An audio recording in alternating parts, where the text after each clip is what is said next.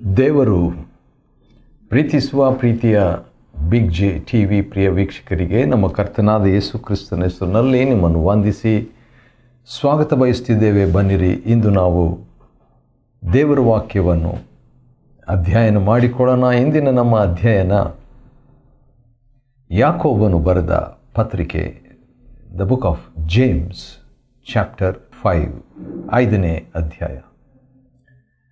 ಯಾಕೋಬ 5ನೇ ಅಧ್ಯಾಯದಲ್ಲಿ ಒಂದು ವಿಚಿತ್ರವಾದಂಥ ಒಂದು ಸಬ್ಜೆಕ್ಟ್, ಆದರೆ ಭಾಳ ಅಗತ್ಯವಾದಂಥ, ಆಶ್ಚರ್ಯವಾದಂಥ, ಆತ್ಮಿಕವಾದಂಥ ಒಂದು ಸಬ್ಜೆಕ್ಟ್ ಏನಂತ ಹೇಳಿದರೆ 17 ಸೀಕ್ರೆಟ್ಸ್ ಆಫ್ ನೋ ಜಡ್ಜ್ಮೆಂಟ್. ನ್ಯಾಯ ತೀರ್ಪು ನಮಗೆ ಇರಬಾರದು ಅಂದರೆ 17 ರಹಸ್ಯಗಳು, 17 ಸೀಕ್ರೆಟ್ಸ್ ಆಫ್ ನೋ ಜಡ್ಜ್ಮೆಂಟ್. ಹೌದು, ನ್ಯಾಯ ತೀರ್ಪು.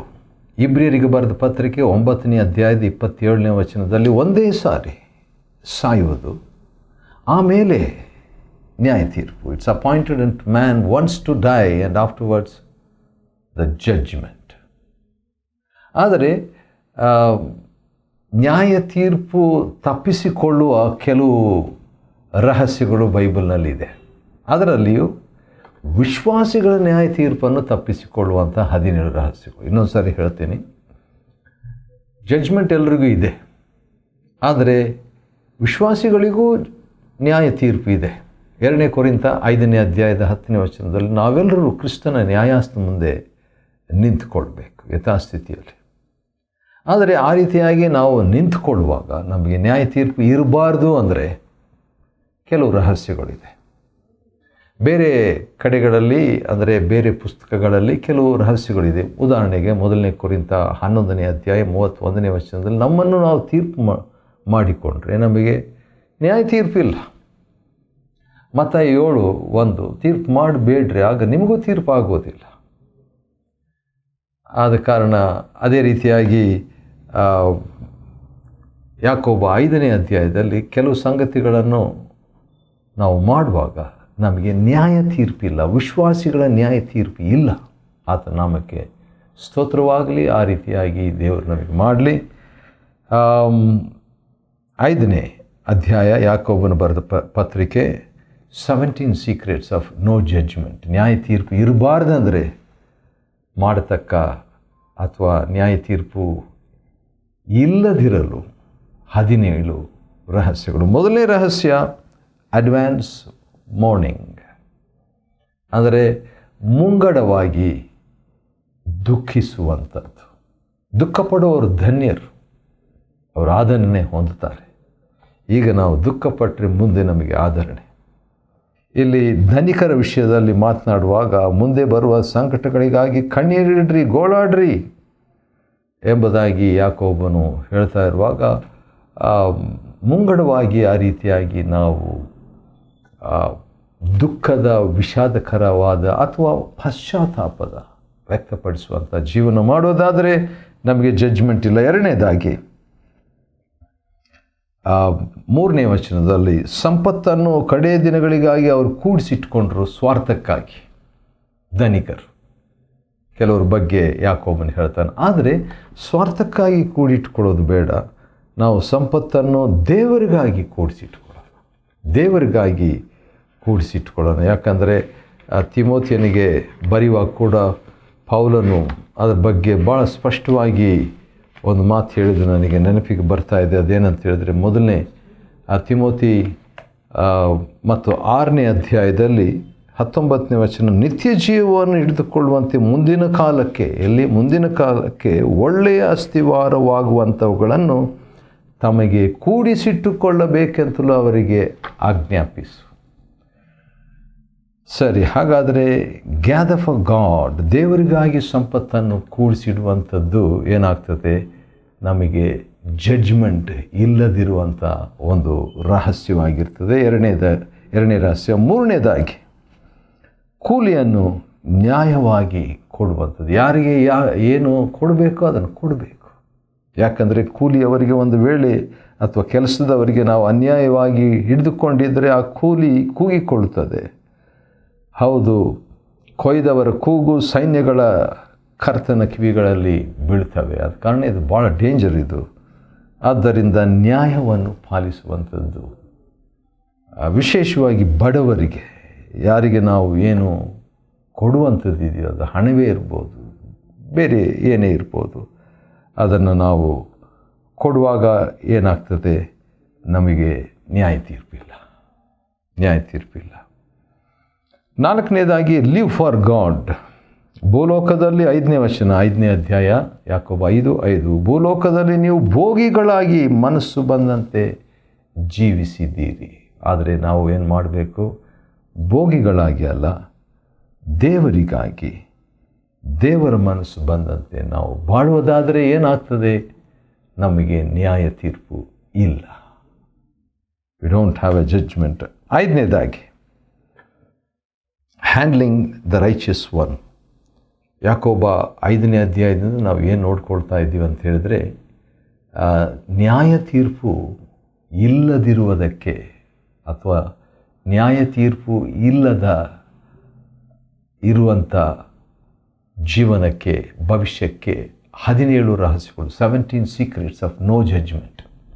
ನ್ಯಾಯ ತೀರ್ಪು ಇರಬಾರ್ದು, ನ್ಯಾಯ ತೀರ್ಪನ್ನು ನಾವು ತಪ್ಪಿಸ್ಕೋಬೇಕು ಅಂತ ಹೇಳಿದರೆ 17 ರಹಸ್ಯಗಳು. ಅದರಲ್ಲಿ 5ನೇ ರಹಸ್ಯ ಏನಂದರೆ ಹ್ಯಾಂಡಲ್ ದ ರೈಚಿಯಸ್ ಒನ್. ನೀತಿವಂತನನ್ನು ಸೂಕ್ತವಾಗಿ ವ್ಯವಹರಿಸುವುದು. ನೀತಿವಂತನು ಒಬ್ಬ ವ್ಯಕ್ತಿ ಇರುವುದಾದರೆ ಆ ವ್ಯಕ್ತಿಯನ್ನು ವಿರೋಧಿಸಬಾರ್ದು, ಟೀಕಿಸಬಾರ್ದು. ಹೌದು, ನೋಹನ ಕಾಲದಲ್ಲಿ ನೀತಿವಂತನು ನೋಹ. ಆ ರೀತಿಯಾಗಿ ಆತನು ನೀತಿವಂತನಾಗಿದ್ದಾಗ ನಡೆದಂಥ ಘಟನೆ ಏನಂತ ಹೇಳ್ಬಿಟ್ಟು ನಾವು ನೋಡುವಾಗ 2ನೇ ಪೇತ್ರ 2ನೇ ಅಧ್ಯಾಯದಲ್ಲಿ ಈ 5ನೇ ವಚನದಲ್ಲಿ, 2ನೇ ಪೇತ್ರ 2ನೇ ಅಧ್ಯಾಯದ 5ನೇ ವಚನದಲ್ಲಿ ನೀತಿಯನ್ನು ಸಾರುವಂಥ ಪ್ರಸಂಗಿ ನೋಹನು ನೀತಿವಂತನಾಗಿದ್ದ. ಆದರೆ ನೀತಿವಂತನನ್ನು ವಿರೋಧಿಸಿದರು, ಇಡೀ ಲೋಕನೇ ವಿರೋಧಿಸಿದರು. ಕಡೆಗೆ ಇಡೀ ಲೋಕವೇ ದೇವರ ನ್ಯಾಯ ತೀರ್ಪಿಗೆ ಒಳಗಾಯಿತು. ಆದರೆ ಇಲ್ಲಿ ನೀತಿವಂತರನ್ನು ಈ ಧನಿಕರು ವಿರೋಧಿಸಿದ್ದರಿಂದ ಯಾಕೋಬ 5 ಮತ್ತು 6ನೇ ವಚನದ ಪ್ರಕಾರವಾಗಿ ಅವರಿಗೆ ತೀರ್ಪು. ಆದರೆ ನೀತಿವಂತರನ್ನು ವಿರೋಧಿಸಬಾರದು.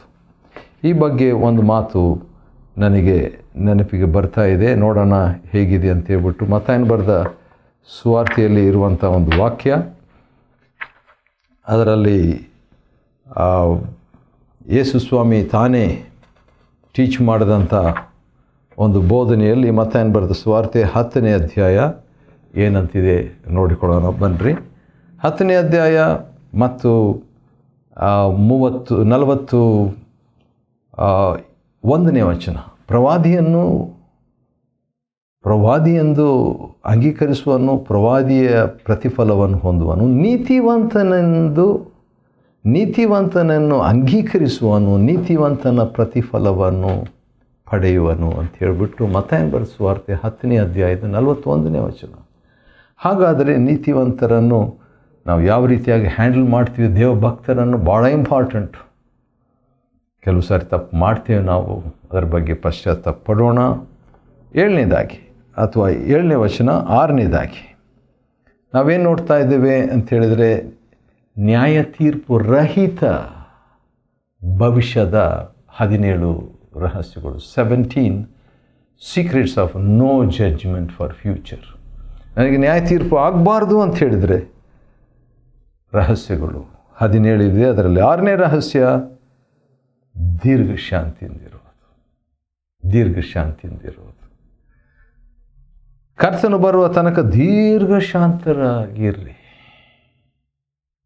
ವ್ಯವಸಾಯಗಾರ ನೋಡ್ರಿ, ಅವನು ಭೂಮಿಯ ಅಮೂಲ್ಯವಾದ ಫಲಕ್ಕಾಗಿ ಕಾದಿದ್ದು ಮುಂಗಾರು ಹಿಂಗಾರು ಮಳೆಗಳು ಬರುವ ತನಕ ದೀರ್ಘ ಶಾಂತಿಯಿಂದ ಇರ್ತಾನಲ್ವ? ಆ ರೀತಿಯಾಗಿ ನೀವು 8ನೇ ವಚನ ಯಾಕೋಬ 5:8, ನೀವು ದೀರ್ಘ ಶಾಂತಿಯಿಂದಿರ್ರಿ ಎಂಬುದಾಗಿ. ಆ ರೀತಿಯಾಗಿದ್ದರೆ ನಾವು ತೀರ್ಪು ಮಾಡೋದಿಲ್ಲ, ತಪ್ಪು ಮಾಡೋದಿಲ್ಲ, ಪಾಪ ಮಾಡೋದಿಲ್ಲ. ಅನೇಕ ವಿಷಯಗಳನ್ನು ಯೋಚನೆ ಮಾಡಿ ಮಾತಾಡ್ತೀವಿ, ಯೋಚನೆ ಮಾಡಿ ತೀರ್ಮಾನ ತಗೊಳ್ತೀವಿ. 7ನೇದಾಗಿ 7 ಸೀಕ್ರೆಟ್ಸ್ ಆಫ್ ನೋ ಜಡ್ಜ್ಮೆಂಟ್, ನ್ಯಾಯ ತೀರ್ಪು ರಹಿತ ಭವಿಷ್ಯದ 17 ರಹಸ್ಯಗಳಲ್ಲಿ 7ನೇ ರಹಸ್ಯ ಏನಂದರೆ ಸ್ಟ್ರೆಂಥನ್ ಯುವರ್ ಹಾರ್ಟ್ಸ್. ಹೃದಯಗಳನ್ನು ದೃಢಪಡಿಸಿಕೊಳ್ಳ್ರಿ. ಹೃದಯವು ಎಲ್ಲಕ್ಕಿಂತಲೂ ವಂಚಕವಾದದ್ದು. ಈ ಕಾರಣದಿಂದ ಕೀರ್ತನೆ 139ನೇ ಅಧ್ಯಾಯದಲ್ಲಿ ಕೀರ್ತನೆಗಾರ ನನ್ನನ್ನು ಪರೀಕ್ಷಿಸು, ನನ್ನನ್ನು ಸಂಪೂರ್ಣವಾಗಿ ತಿಳ್ಕೋ, ಕೇಡಿನ ಮಾರ್ಗದಲ್ಲಿ ಇದ್ದೇನೋ ಏನೋ ನೋಡಿ ಸನಾತನ ಮಾರ್ಗದಲ್ಲಿ ನನ್ನನ್ನು ನಡೆಸು ಎಂಬುದಾಗಿ ಭಕ್ತನು ಪ್ರಾರ್ಥನೆ ಮಾಡ್ತಾನೆ ರೀ. ಆ ರೀತಿಯಾಗಿ ಅನುದಿನವೂ ನಾವುಗಳು ಜೀವಿಸ್ತಾ ಇದ್ದರೆ ನ್ಯಾಯ ತೀರ್ಪಿಲ್ಲ. ವಾವ್! ಅದನ್ನೇ 1 ಕೊರಿಂಥ 11:31 ನಮ್ಮನ್ನು ನಾವು ತೀರ್ಪು ಮಾಡಿಕೊಂಡ್ರೆ, ಹೌದು, ಅಲ್ಲಿ ರೊಟ್ಟಿ ಮುರಿಯುವ ಸಂದರ್ಭದಲ್ಲಿ ಹೇಳಲಾಗಿದೆ, ದಿನಾಲೂ ರೊಟ್ಟಿ ಮುರಿತಾ ಇದ್ದರು ಆ ದಿವಸಗಳಲ್ಲಿ ದೇವಭಕ್ತರು, ಆದಿಸಭೆಯವರು. ದಿನಾಲೂ ತಮ್ಮನ್ನು ಪರೀಕ್ಷೆ ಮಾಡಿಕೊಳ್ಳುವಾಗ ನಮ್ಮನ್ನೇ ನಾವು ತೀರ್ಪು ಮಾಡಿಕೊಳ್ಳುವ ಕರ್ತನ ಬರುವಿಕೆಗೋಸ್ಕರವಾಗಿ ಕ್ರಿಸ್ತನ ಮರಣವನ್ನು ಕ್ರಿಸ್ತನ ನಮಗೋಸ್ಕರವಾಗಿ ಮಾಡಿದ್ದನ್ನು ನೆನಪು ಮಾಡಿಕೊಂಡು ತೀರ್ಪು ಮಾಡಿಕೊಳ್ಳುವಾಗ ನಮಗೆ ನ್ಯಾಯ ತೀರ್ಪಿಲ್ಲ. ವಾವ್! 8ನೇದಾಗಿ ಏನು ನೋಡ್ತಾ ಇದ್ದೇವೆ ನಾವು? ಯಾಕೋಬ 5ನೇ ಅಧ್ಯಾಯದಿಂದ ನ್ಯಾಯ ತೀರ್ಪು ರಹಿತ ಜೀವನದ 17 ರಹಸ್ಯಗಳು, ಅದರಲ್ಲಿ 7 ಮುಗಿತು, ಇನ್ನು 10 ರಹಸ್ಯಗಳು ನಾವು ನೋಡ್ಕೊಳ್ಬೇಕು. 8ನೇ ರಹಸ್ಯ ಏನಂತ ಹೇಳಿದ್ರೆ ಗೊಣಗುಟ್ಟಬೇಡಿರಿ. ಗೊಣಗುಟ್ಟಬೇಡಿರಿ. 9ನೇ ವಚನ ಯಾಕೋಬ 5:9 ಸಹೋದರರೇ, ನೀವು ಒಬ್ಬರ ಮೇಲೊಬ್ಬರು ಗೊಣಗುಟ್ಟಬೇಡಿರಿ, ನ್ಯಾಯ ವಿಚಾರಣೆಗೆ ಗುರಿಯಾದಿರಿ. ಗೊಣಗುಟ್ಟೋದಕ್ಕೂ ನ್ಯಾಯ ವಿಚಾರಣೆಗೂ ಕನೆಕ್ಷನ್ ಇದೆ. ವಿಶ್ವಾಸಿಗಳ ನ್ಯಾಯ ತೀರ್ಪು. ಹಾಗಾದರೆ ಗುಣಗುಟ್ಟದಿದ್ದರೆ ನ್ಯಾಯ ತೀರ್ಪಿಗೆ ಗುರಿಯಾಗೋದಿಲ್ಲ. ಇನ್ನೊಂದು ಸಾರಿ ಹೇಳ್ತೀನಿ, ಗೊಣಗುಟ್ಟಿದರೆ ನ್ಯಾಯ ತೀರ್ಪಿಗೆ ಗುರಿಯಾಗ್ತೀರಿ. ಗೊಣಗುಟ್ಟದಿದ್ದರೆ, ಒಬ್ಬರ ಮೇಲೊಬ್ಬರು ಗೊಣಗುಟ್ಟದಿರೆ ನ್ಯಾಯ ತೀರ್ಪಿಗೆ ಗುರಿಯಾಗೋದಿಲ್ಲ. ಹೌದು, ಗುರಿಯಾಗೋದಿಲ್ಲ. ಇದು ಗುಡ್ ನ್ಯೂಸ್. ಇದು ನಿಶ್ಚಯವಾಗಿ ಶುಭವಾರ್ತೆ. ಹೌದು, ಇನ್ನೊಂದು ಸರಿ ಓದ್ತೀನಿ. ನೀವೊಬ್ಬರ ಮೇಲೊಬ್ಬರು ಗೊಣಗುಟ್ಟಬೇಡ್ರಿ, ನ್ಯಾಯ ವಿಚಾರಣೆಗೆ ಗುರಿಯಾದಿರಿ.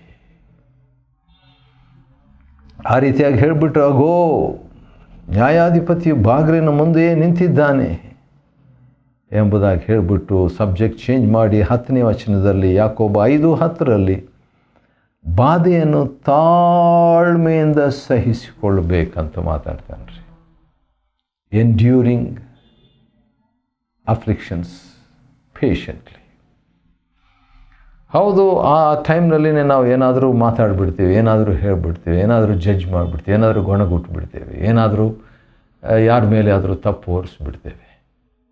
ಆದ ಕಾರಣ ಬಾಧೆಯನ್ನು ತಾಳ್ಮೆಯಿಂದ ಸಹಿಸಿಕೊಳ್ಳುವ ವಿಷಯದಲ್ಲಿ ಪ್ರವಾದಿಗಳನ್ನು ನಾವು ನೆನಪು ಮಾಡಿಕೊಳ್ಳುವಾಗ ಏನಾಗ್ತದೆ? ಜಡ್ಜ್ಮೆಂಟ್ ಇಲ್ಲ. ನೋಡ್ರಿ, ಇದಕ್ಕೆ ಬೆಸ್ಟ್ ಎಕ್ಸಾಂಪಲ್ ಅಂದರೆ ಯೋಬನು. ಯಾಕೆ ಯೋಬನು ಅಂತ ಹೇಳಿದರೆ, ಯೋಬನು ಏನೆಲ್ಲ ಮಾತಾಡಿದ 3ನೇ ಅಧ್ಯಾಯದಲ್ಲಿ ನಾನು ಹುಟ್ಟಬಾರ್ದಾಗಿತ್ತು, ಹುಟ್ಟಿದ ದಿನ ಶಾಪ ಅಂತ ಹೇಳ್ಬಿಟ್ಟು ಭಾಳ ವಿಷಯಗಳು ಗೊಣಗುಟ್ಬಿಟ್ಟ ಅಂತ ಹೇಳ್ಬೋದು.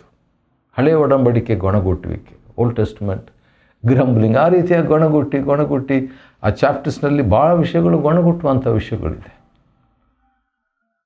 ಆದರೆ ಬಾಧೆಯನ್ನು ತಾಳ್ಮೆಯಿಂದ ಅವನು ಸಹಿಸಿಕೊಂಡಾಗ ಏನಾಯಿತು? ಪಶ್ಚಾತ್ತಾಪದಿಂದ ಸಾಗಿದಾಗ ಏನಾಯಿತು? ದೇವರು ಅವನಿಗೆ ತೀರ್ಪು ಮಾಡಲಿಲ್ಲ. ವಾವ್, ಆಶ್ಚರ್ಯ. 10ನೇದಾಗಿ ಗುಡ್ನೆಸ್. ಹೌದು, ಕರ್ತನ ಒಳ್ಳೆಯತನ. ಕರ್ತನು ಬಹಳ ಒಳ್ಳೆಯವನಂತ ಹೇಳ್ಬಿಟ್ಟು ಯೋಬನು ರುಚಿ ನೋಡ್ತಾನೆ ರೀ, ಯಾಕೋಬ 5:11. ಆದ ಕಾರಣ ನಾವು ಕೂಡ ಕರ್ತನು ಒಳ್ಳೆಯವನಂತ. ನನ್ನ ಪ್ರಿಯ ಸ್ನೇಹಿತರು ರಮೇಶ್ ಅಯ್ಯನವರು ಬೆಂಗಳೂರಿನಲ್ಲಿ ಯಾವಾಗ ನೋಡಿದರು ಕರ್ತನು ಒಳ್ಳೆಯವನು ಎಂಬುದಾಗಿ 100 ಸಂದೇಶಗಳು ಕೊಡ್ತಾ ಇದ್ದಾರೆ. ಹೌದು, ಕರ್ತನು ಒಳ್ಳೆಯವನೇ. 11ನೇದಾಗಿ ದಯಾಳು. ದೇವರ ದಯಾಳತ್ವವನ್ನು ರುಚಿ ನೋಡುವಂಥದ್ದು. ಯೋಬನು ಹೌದು ದೇವರು ದಯಾಳಾಗಿದ್ದಾನೆ ಅಂತ ಹೇಳ್ಬಿಟ್ಟು ರುಚಿ ನೋಡಿದಾಗ ಅವನಿಗೆ ಜಡ್ಜ್ಮೆಂಟ್ ಇರಲಿಲ್ಲ.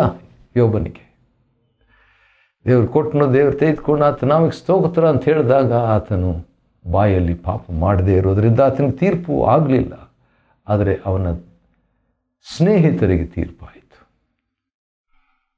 ಅವರು ಬಿಲಿವರ್ಸ್, ಇವರು ಬಿಲಿವರ್ಸ್. ಯೋಬನ ಸ್ನೇಹಿತರು 3 ಬಿಲಿವರ್ಸೇ, ಯೋಬನು ಬಿಲಿವರ್. ಆದರೆ ಬಹಳ ಮಾತನಾಡಿದಂಥ ಯೋಬನಿಗೆ ತೀರ್ಪು ಆಗಲಿಲ್ಲ. ದೇವರು ಅವನಿಗೆ ಸಪೋರ್ಟ್ ಮಾಡಿದರು. ಯಾಕಂತ ಹೇಳಿದರೆ ಹೌದು ತಪ್ಪು ಮಾಡಿದರು, ಆಡಿದ್ದನ್ನು ತಿರಸ್ಕರಿಸಿ ಪಶ್ಚಾತ್ತಾಪ ಬೂದಿಯಲ್ಲಿ ಆತನು ಪಟ್ಟದ್ದರಿಂದ 42ನೇ ಅಧ್ಯಾಯದಲ್ಲಿ ಆತನ ಗತಿಯನ್ನು ದೇವರು ಪುನಃಸ್ಥಾಪಿಸಿದ್ದನ್ನು ನಾವು ನೋಡ್ತೇವೆ. 12ನೇ ವಚನದಲ್ಲಿ ಟಾಕ್ ಆನೆಸ್ಟ್ಲಿ ಅಂದರೆ ಪ್ರಾಮಾಣಿಕವಾಗಿ ಮಾತನಾಡೋದು. ಆಣೆ ಇಡುವಂಥ ಅವಶ್ಯಕತೆ ಇಲ್ಲ. ಹೌದೆಂದು ಹೇಳಬೇಕಾದ್ರೆ ಹೌದೇನ್ರಿ, ಅಲ್ಲವೆಂದೆನ್ನಬೇಕಾದ್ರೆ ಅಲ್ಲವೆಂದಿರ್ರಿ. ಆ ರೀತಿಯಾಗಿ ನಾವು ಮಾತಾಡುವಾಗ ಏನಾಗ್ತದೆ, ನ್ಯಾಯ ತೀರ್ಪಿಲ್ಲ. ಇದನ್ನೇ ಯೇಸು ಸ್ವಾಮಿ ಕೂಡ ಹೇಳಿದರು. ಆ ಮಾತು ಓದಲಿಕ್ಕೆ ಇಷ್ಟಪಡ್ತೇನೆ. ಯಾಕಂತ ಹೇಳಿದರೆ ಭಾಳ ಚೆನ್ನಾಗಿದೆ. ಯೇಸು ಸ್ವಾಮಿ ಭಾಳ ಚೆನ್ನಾಗಿ ಹೇಳಿದ್ದಾರೆ. ಅದೇನೆಂದರೆ ಮತ್ತಾಯನ ಬರೆದ ಸುವಾರ್ತೆ 12ನೇ ಅಧ್ಯಾಯದಲ್ಲಿ ಮಾತಿನ ವಿಷಯವಾಗಿ ಮಾತಾಡಿದ ಯೇಸು ಸ್ವಾಮಿ 37ನೇ ವಚನದಲ್ಲಿ, ನೀನು ನಿನ್ನ ಮಾತುಗಳಿಂದಲೇ ನೀತಿವಂತನೆಂದು ನಿರ್ಣಯಿಸಲಾಗುವುದು, ನಿನ್ನ ಮಾತುಗಳಿಂದಲೇ ನೀನು ಅಪರಾಧಿ ಎಂದು ನಿರ್ಣಯಿಸಲಾಗುವುದು. ಹಾಗಾದರೆ ಜಡ್ಜ್ಮೆಂಟ್ ನಮ್ಮ ಬಾಯಲ್ಲೇ ಇದೆ. ನನಗೆ ಜಡ್ಜ್ಮೆಂಟ್ ಬೇಕಾ? ಹಾಗಾದರೆ ನಾನು ಮಾತಿನಲ್ಲಿ ಸರಿಯಾಗಿ ಮಾತಾಡ್ತಿದ್ದರೆ ನನಗೆ ವಿಶ್ವಾಸಿಗಳ ನ್ಯಾಯ ತೀರ್ಪಿರುವುದು. ಆದರೆ ನನ್ನ ಬಾಯಲ್ಲಿ ನಾನು ಭಾಳ ಜಾಗ್ರತೆಯಿಂದ ಪ್ರಾಮಾಣಿಕವಾಗಿ ನಾನು ಮಾತಾಡಿದರೆ ಏನಾಗ್ತದೆ, ನನಗೆ ನ್ಯಾಯ ತೀರ್ಪು ಇಲ್ಲ ಅಂತ ಯೇಸು ಸ್ವಾಮಿ ಹೇಳಿದರು. ಮತ್ತಾಯ 12:37. ಅಷ್ಟೇ ಅಲ್ಲ, ಯಾಕೋಬನು 5ನೇ ಅಧ್ಯಾಯ 12ನೇ ವಚನದಲ್ಲಿ ಕೂಡ ಹೇಳುವಂಥ ಮಾತು ಇನ್ನೊಂದು ಸಾರಿ ಓದ್ತೀನಿ. ನಿಮ್ಮ ಮಾತು ಹೌದೆಂದರೆ ಹೌದಂತ ಹೇಳಬೇಕು, ಹೌದೇನ್ರಿ, ಇಲ್ಲದಿದ್ದರೆ ಅಲ್ಲವೆಂತ ಹೇಳಿದ್ರಿ. ಹೀಗಾದರೆ ನೀವು ನ್ಯಾಯ ವಿಚಾರಣೆಗೆ ಗುರಿಯಾಗೋದಿಲ್ಲ. No judgment. Wow, no judgment. ಇಷ್ಟೆಲ್ಲ ಮಾತಾಡಿದ ಮೇಲೆ ಜಡ್ಜ್ಮೆಂಟ್ ಇಲ್ವಾ? ಜಡ್ಜ್ಮೆಂಟ್ ಇಲ್ಲ. This is the secret of no judgment. ಇದು ಎಷ್ಟನೇ ಸೀಕ್ರೆಟ್? 12ನೇ ಸೀಕ್ರೆಟು. 13ನೇ ಸೀಕ್ರೆಟು ನ್ಯಾಯ ತೀರ್ಪು ರಹಿತ ಭವಿಷ್ಯದ 13ನೇ ರಹಸ್ಯ. 13ನೇ ವಚನದಲ್ಲಿ ಅದಿದೆ. ಅದೇನಾದರೆ ಪ್ರಾರ್ಥಿಸಲಿ. ಪ್ರೇ. ಹೌದು, ಏನಾದರೂ ಬಾಧೆ ಇದೆಯಾ, ಸಮಸ್ಯೆ ಇದೆಯಾ, ಟೆನ್ಷನ್ ಇದೆಯಾ? ಪ್ರೇ, ಬೇಡಿಕೊಳ್ಳಿರಿ. ಮನೆಯಲ್ಲಿ ಪ್ರಾಬ್ಲಮ್ಸು, ಜೀವನದಲ್ಲಿ ಪ್ರಾಬ್ಲಮ್ಸು, ಸಭೆಯಲ್ಲಿ ಪ್ರಾಬ್ಲಮ್ಸ್. ಪ್ರೇ. ಅಷ್ಟೇ ಅಲ್ಲ, 14ನೇ ರಹಸ್ಯ ಹಾಡಬೇಕು. ಹಾಡೋದು ಸ್ವಲ್ಪ ಕಡಿಮೆ, ನಾನು ಆದರೂ ಹಾಡಲಿಕ್ಕೆ ಇಷ್ಟಪಡ್ತೇನೆ. 15ನೇ ರಹಸ್ಯ 14ನೇ ವಚನದಲ್ಲಿದೆ. ಯಾಕೋಬ 5ನೇ ಅಧ್ಯಾಯದ 14ನೇ ವಚನದಲ್ಲಿ ಎಲ್ಡರ್ಸ್, ಆತ್ಮಿಕ ನಾಯಕರಿಗೆ ಮಹತ್ವ ಕೊಡಬೇಕು. ನಿಮ್ಮನ್ನು ಅಂಗೀಕರಿಸುವಂಥವ ನನ್ನನ್ನು ಅಂಗೀಕರಿಸಿದ್ದಾನೆ, ನನ್ನನ್ನು ಕಳಿಸಿದ ನನ್ನೂ ಅಂಗೀಕರಿಸಿದ್ದಾನೆ ಅಂತ ಯೇಸು ಸ್ವಾಮಿ ಮತ್ತಾಯ 10ರಲ್ಲಿ ಹೇಳ್ತಾರೆ. ಆದ ಕಾರಣ ಆತ್ಮಿಕ ನಾಯಕರಿಗೆ ಬಹು ಪ್ರಾಮುಖ್ಯತೆ ಕೊಡಲಾಗಿದೆ. ಆದ ಕಾರಣ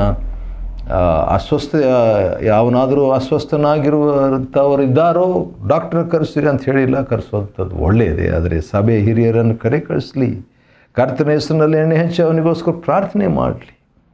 15ನೇ ರಹಸ್ಯ. 16ನೇ ರಹಸ್ಯ ಏನಂತ ಹೇಳಿದ್ರೆ ಅರಿಕೆ. ಏನಾದ್ರು ಮಾಡಿಬಿಟ್ರೆ, ತಪ್ಪು ಮಾಡಿದರೆ ಐ ಆಮ್ ಸಾರಿ. ಲೂಕ 17ನೇ ಅಧ್ಯಾಯದಲ್ಲಿ ಕೂಡ ಯೇಸು ಸ್ವಾಮಿ ಅದನ್ನೇ ಬೋಧಿಸಿದ್ದಾನೆ. 1-5 ವಚನಗಳಲ್ಲಿ ಅರಿಕೆ ಮಾಡುವಾಗ ಒಬ್ಬರಿಗೊಬ್ಬರು ಅರಿಕೆ ಮಾಡಿದರೆ, ಒಬ್ಬರನ್ನೊಬ್ಬರು ಪ್ರಾರ್ಥಿಸಲಿ, ಅವಾಗೇನಾಗ್ತದೆ? ಕ್ಷಮಾಪಣೆ. 17ನೇ ರಹಸ್ಯ ಆತ್ಮಗಳನ್ನು ಗೆಲ್ಲುವಂಥದ್ದು. ಆತ್ಮ ಗೆಲ್ಲುತ್ತಾ ಇರುವಂಥದ್ದು. ಹೌದು, ಪಾಪ ಮಾಡಿದರೆ ತಪ್ಪಾದ ಮಾರ್ಗದಿಂದ ತಿರುಗಿಸಿ ಆತ್ಮವನ್ನು ಮರಣದಿಂದ ತಪ್ಪಿಸಿ ಬಹುಪಾಪಗಳನ್ನು ಮುಚ್ಚಿದ ವ್ಯಕ್ತಿಯಾಗಿ ಇರುವಂತೆ ದೇವರು ಸಹಾಯ ಮಾಡಲಿ. ಯಾಕೋಬ 5:20.